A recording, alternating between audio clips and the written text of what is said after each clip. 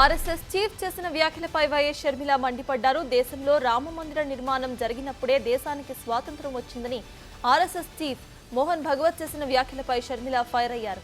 RSS chief చేసిన వ్యాఖ్యలు terrorist వ్యాఖ్యల వలె ఉన్నాయని షర్మిల ఆగ్రహం వ్యక్తం చేశారు.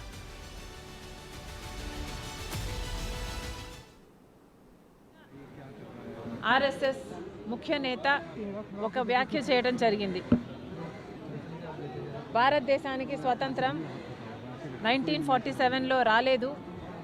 నిజమైన స్వతంత్రం రామ్ మందిర్ కడితే అప్పుడు వచ్చింది అని ఒక ఆర్ఎస్ఎస్ ముఖ్య నాయకుడు నిన్ననే ఈ వ్యాఖ్య చేయడం జరిగింది. అసలు దేశ ప్రజలంతా ఆలోచన చేయాలి,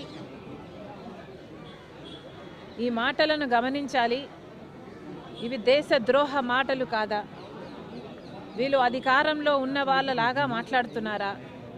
వీళ్ళు టెర్రరిస్ట్ లాగా మాట్లాడటం లేదా? వీళ్ళ వ్యవహారం టెర్రరిస్ట్ లాగా లేదా?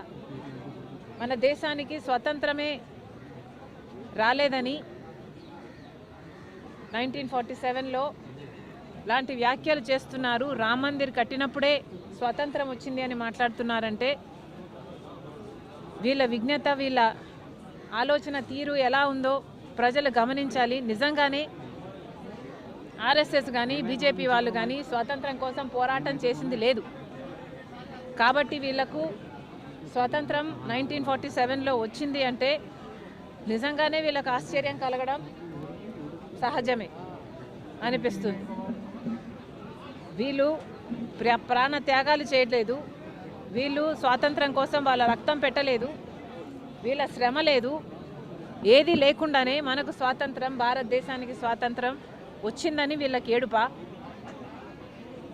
నిజంగానే వీళ్ళు అధికారంలోకి వస్తేనే స్వాతంత్రం వచ్చింది అని మాట్లాడుతున్నారు అంటే ఇది టెర్రరిస్ట్ భాష కాక